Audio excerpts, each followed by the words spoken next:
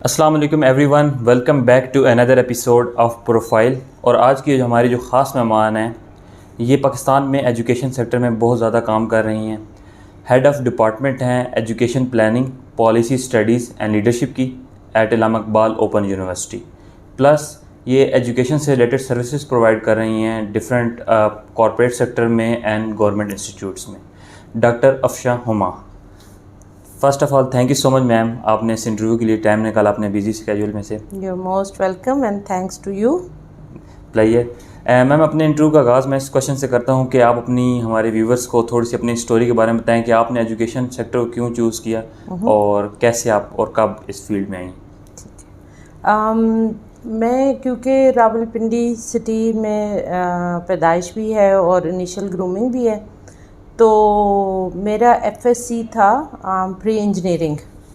और pre engineering जो बच्चे करते हैं वो जानते हैं कि उनका ज़्यादातर एम्बिशन होता है कि वो इंजीनियरिंग की किसी ना किसी फील्ड में जाएंगे। This was 91-92 when I was doing my FSc and जब मैंने अपने पेरेंट्स से बात की तो अभी मैं सेकेंड ईयर शुरू हो रहा था। मैंने फ़र्स्ट ईयर में टॉप किया इन ऑल सेक्शंस, तो सेकेंड ईयर शुरू होने वाला था। एंड देन आई सेड के उन्हीं दिनों में कि अच्छा फिर आप मुझे टेक्सला भेजेंगे या लाहौर भेजेंगे, क्योंकि उस वक़्त रावलपिंडी में एज सच कोई इंजीनियरिंग यूनिवर्सिटी बड़ी नहीं थी। तो this was a dining table talk and we had a culture of dining table talk. रोज़ रात को हमारे घर में, और ये मुद्दतों चलता रहा है कि रात को डाइनिंग टेबल पे सारे मसले डिस्कस होते थे। ज़बरदस्त। और अगर दिन में अम्मी अब्बू से कोई बात करने की कोशिश भी करते थे तो वो आराम से कहते थे रात को बात करेंगे जी। तो वहाँ पे बात हुई और उन्होंने कहा कि जी हम आपको शहर से बाहर नहीं भेजेंगे। ठीक। तो cutting the long story short, जब उन्होंने ये डिसीजन दे दिया, कुछ अर्सा मैं नाराज़ रही, ये रहा वो रहा, देन आई रियलाइज्ड कि अच्छा ये तो नहीं होने वाला जी। और फिर मैंने किया बीएससी विद मैथ्स। और उसके दौरान ही my mother was teaching and मैं अपने आप को उनके सामने बहुत ही छोटा टीचर तस्वुर करती हूँ, क्योंकि वो बहुत पैशनेट टीचर थी, बहुत ज़्यादा। और उनको लगता था कि अगर माशरे में किसी तरीके से तब्दीली लाई जा सकती है तो वो तालीम का ज़रिया है, और आप लोगों को तालीम दे दें और उनको शऊर आना शुरू हो जाए तो तब्दीली खुद ही आनी शुरू हो जाएगी। And she believed in it. And वो अपनी सेहत की ख़राबी के बावजूद, सब कुछ के बावजूद, वो एक प्योर एजुकेटर थी।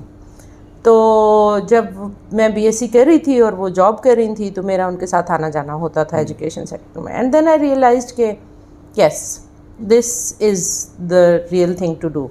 और फिर मैंने बीएड किया कॉन्शियस एफर्ट के साथ कि क्लासरूम में जाने से पहले मुझे एक प्रोफेशनल ट्रेनिंग चाहिए। जब बीएड किया तो आखिरी पार्ट ऑफ द स्टोरी ये है कि मुझे लगा कि ये जो एजुकेशनल साइकोलॉजी है इसको समझे बगैर क्लास में नहीं जाना चाहिए। तो I said to my mother कि मैंने पहले साइकोलॉजी में मास्टर्स करना है। तो शी सेड फाइन। और साइकोलॉजी के मास्टर्स के वाइवाज रहते थे जब मैंने अभी टीचिंग शुरू कर दी थी। So I have completed my 23 years of teaching this year। हाँ, शुक्र अल्लाह का। ज़बरदस्त। मैम आप माशाल्लाह इतना एक्सपीरियंस है, जैसे आपने अपने बताया भी है कि 23 इयर्स का, तो आपके एक्सपीरियंस के मुताबिक जो एजुकेशन फील्ड की प्रोफेशनल्स हैं उनमें कौन कौन सी ऐसी कमी है या क्या चीज़ें वो लैक कर रहे हैं कि वो वर्ल्ड क्लास नहीं बन रहे या डोमिनेट नहीं कर रहे इंडस्ट्री में? पाकिस्तान में पहले मैं थोड़ा सा ब्रॉडर कॉन्टेक्स्ट में बात करके फिर एजुकेशन पे आती हूँ। मैंने अपनी वालदा को भी जब काम करते हुए देखा था, तो जो इम्पॉर्टेंट पार्ट ऑफ प्रोफेशनलिज्म है वो है आपकी डेडिकेशन एंड डिवोशन।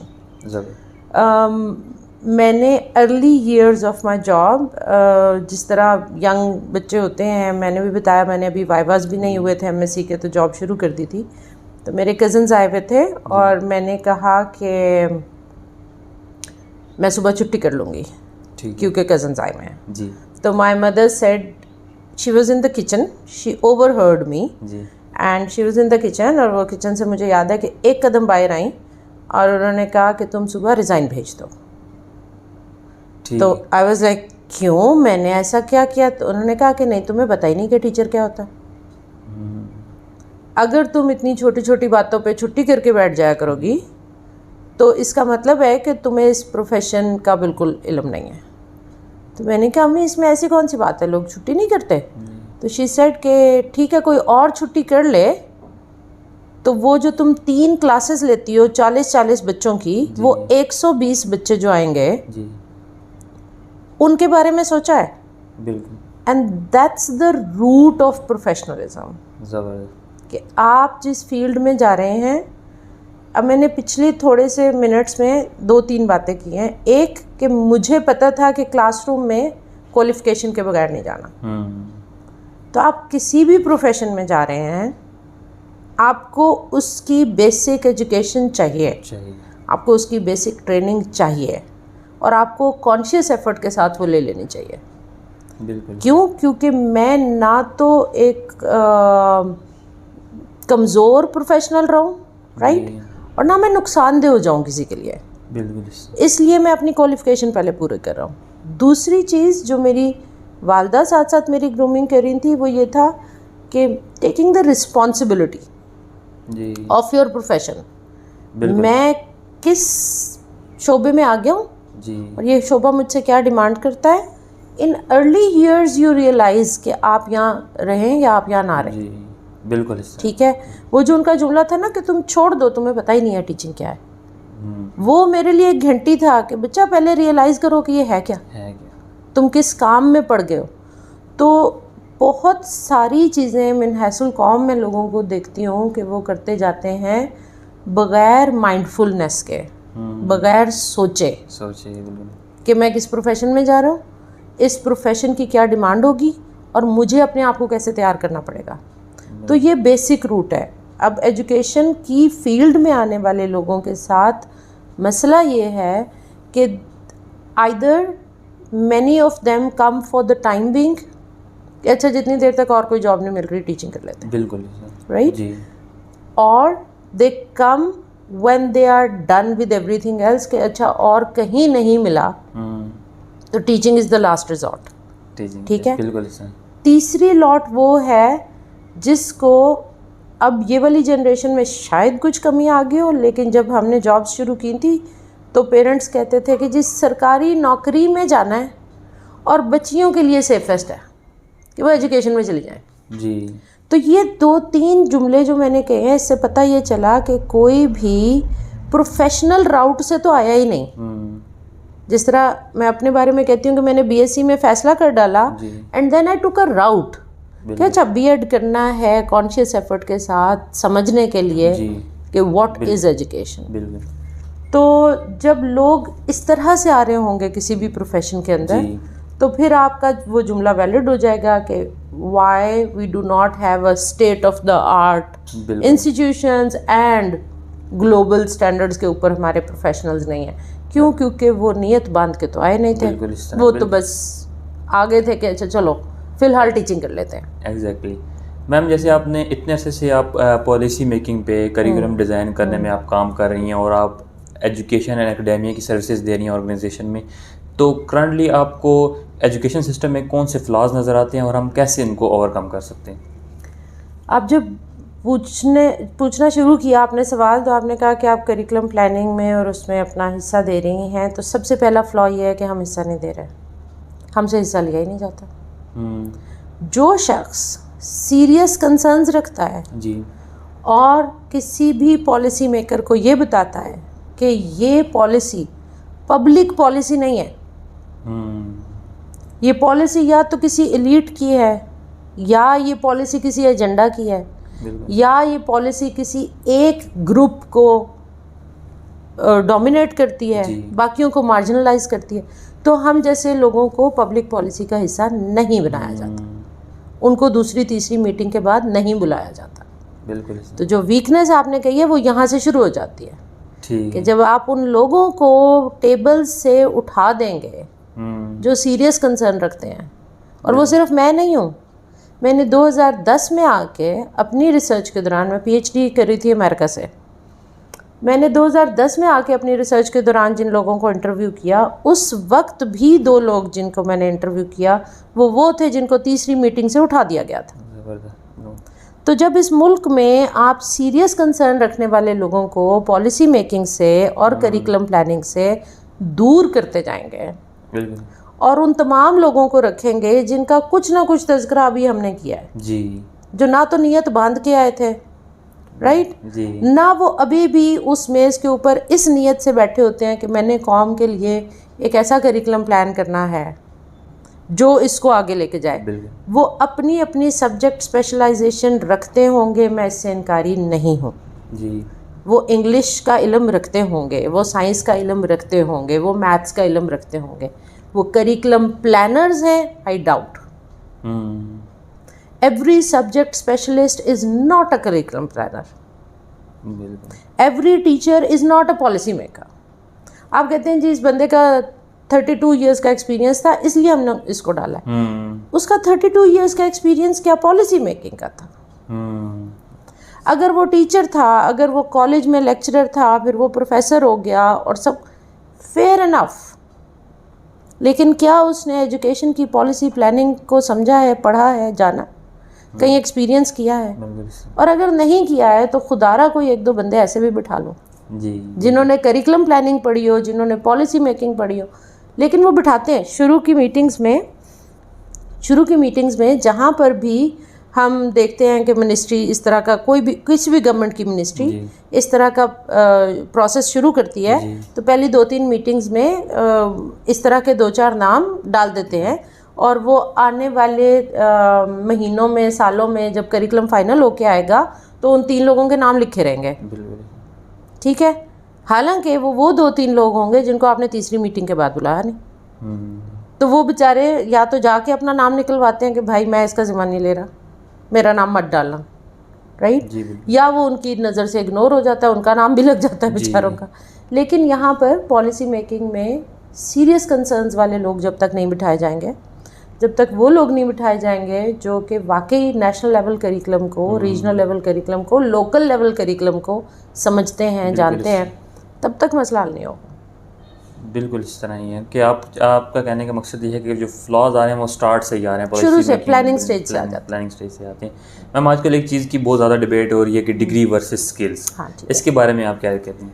अच्छा, होता ये है कि जनरेशन टू जनरेशन चीज़ें इवॉल्व कर रही होती हैं। अब जबकि हमने 2000 ऑनवर्ड देखा कि एक तरफ रिसर्च अपनी बूम पे है, ठीक है, हर फील्ड के आप देखिए अंडर ग्रेजुएट डिग्री में भी रिसर्च इज़ अ मस्ट, कि आपने जब तक अपनी फील्ड में तहकीक नहीं की, कोई हायर लेवल ऑफ थिंकिंग तक आप नहीं गए, आपने चीज़ों को क्रिटिक नहीं किया, आपने रिसर्च नहीं की, तब तक हम आपको डिग्री नहीं दे रहे जी। तो डिग्री इसलिए इम्पॉर्टेंट है कि that prepares professionals with a critical and research mindset, इसलिए 16 इयर्स डिग्री इम्पॉर्टेंट है। बिल्कुल वो अपनी जगह है। दूसरी तरफ इंडस्ट्री को रिक्वायरमेंट है प्रैक्टिशनर्स की, नॉट रिसर्चर्स जी, ठीक है। तो जो प्रैक्टिशनर्स होते हैं उनके लिए 16 साल 18 साल डिग्रियों की ज़रूरत नहीं होती। प्रैक्टिशनर्स के लिए तो ये ज़रूरत होती है कि okay 12 years of schooling complete हो गया, now they should hold a diploma और something which makes them professionals, right? Which make them practitioners, not professionals but practitioners. अब प्रोफेशनल क्वालिफिकेशन इंजीनियरिंग है, मेडिकल है, टीचिंग है, लॉ है, ये professional qualifications हैं जी। प्रैक्टिशनर के लिए ज़रूरी नहीं है कि वो ये 4-4 साल डिग्रियां करके आए जी। उसके पास स्किल सेट होना चाहिए। स्किल सेट के लिए कोई डिप्लोमा भी हो सकते हैं, सर्टिफिकेट कोर्सेज भी हो सकते हैं। और फिर मेरी ज़ाती राय अगर आप एज एन एजुकेशनिस्ट पूछें तो मुझे ये लगता है कि majority of the people, because they can not afford the time and resources, ठीक है, कि वो इतनी लंबी लंबी डिग्रियों में जाए, उनके लिए ये बेहतर मॉडल होता है कि वो इस तरह की एजुकेशन लें। इस मुल्क में एक 14 ईयर डिग्री का मॉडल था जिसको हमने उठा के एक ही कलम की नोक से कहा ख़त्म कर दो। ख़त्म मत कीजिए, एसोसिएट डिग्रीज़ रखिए, डिप्लोमाज रखिए, बच्चे उन 2 सालों में तैयार होकर फील्ड में चले जाएं। बिल्कुल। उसके बाद वो बिल्डअप करते रहें।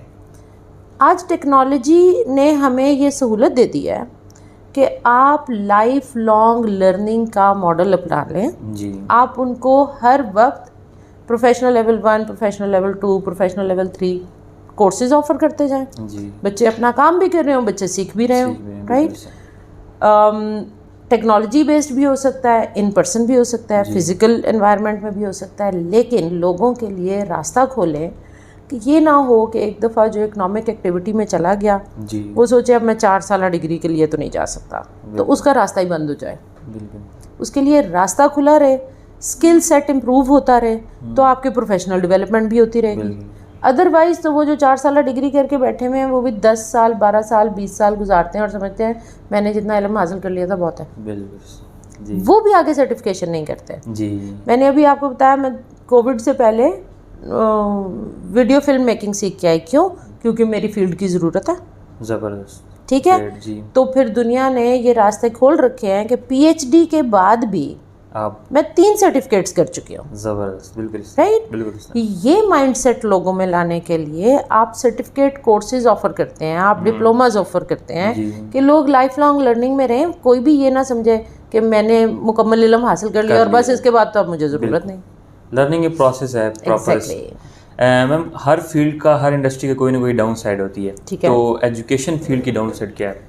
अच्छा, एजुकेशन फील्ड का पहला डाउन साइड मैं ये समझती हूँ कि हम जैसे खुद पढ़े होते हैं हम वैसे बच्चों को पढ़ाने की कोशिश करते हैं। हालांकि हम कोई 2 दहाइयाँ पहले पढ़े होते हैं और बच्चों को हमने 2 दहाइयाँ बाद के लिए तैयार करना होता है। बच्चा 20 साल का होगा तो फील्ड में जाएगा ना, तो ये 40 साल का गैप बन जाता है। मैं 2 दहाइयाँ पहले पढ़ रही थी जी, और मैं एक ऐसे बच्चे को तैयार कर रही हूँ जिसने 2 दहाइयों के बाद जाना है फील्ड में, ठीक है, तो मैं उसको कितना बैकवर्ड ले गई हूँ।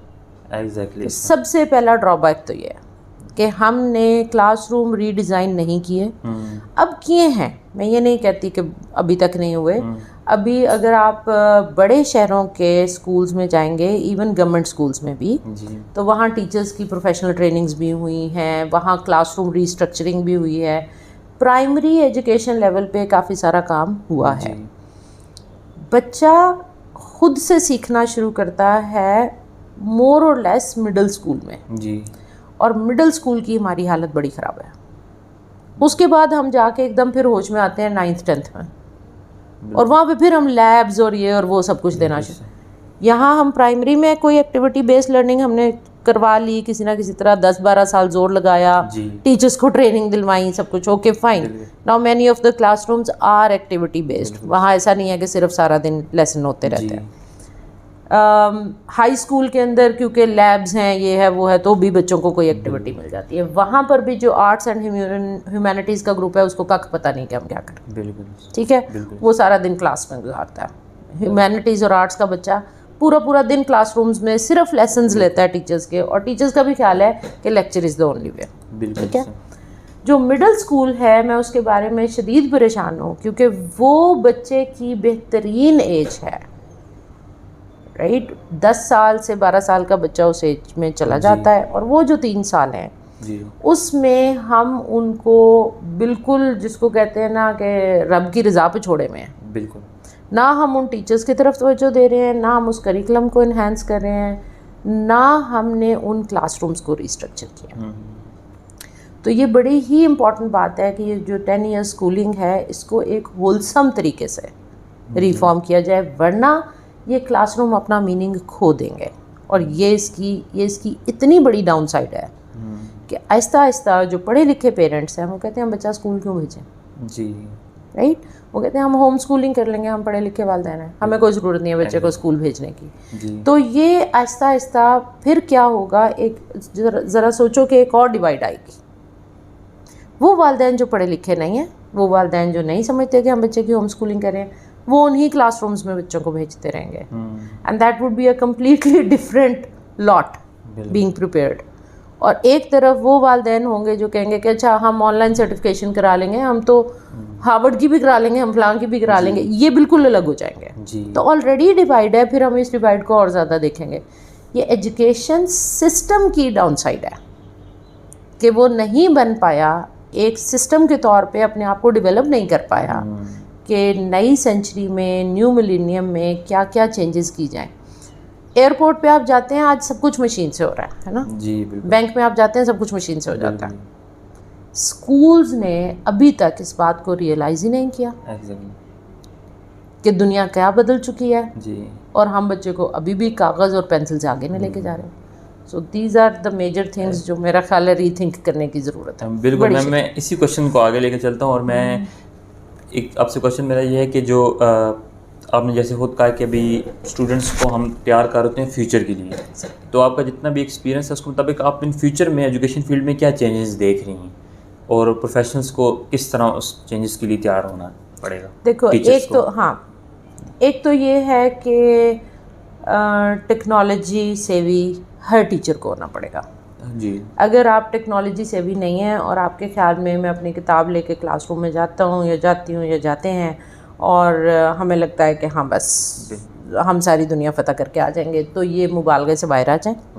अगर टीचर्स अभी तक टेक्नोलॉजी सेवी नहीं हैं तो वो इस सेंचुरी, इस मिलेनियम में एग्जिस्ट नहीं कर सकेंगे ज़्यादा देर तक के लिए। तो अगर सरवाइव करना है तो सबसे पहले तो ये है कि अपनी टेक्नोलॉजिकल स्किल्स डेवलप करें टीचर्स, ठीक है। हर टीचर ट्रेनिंग प्रोग्राम का ये हिस्सा होना चाहिए।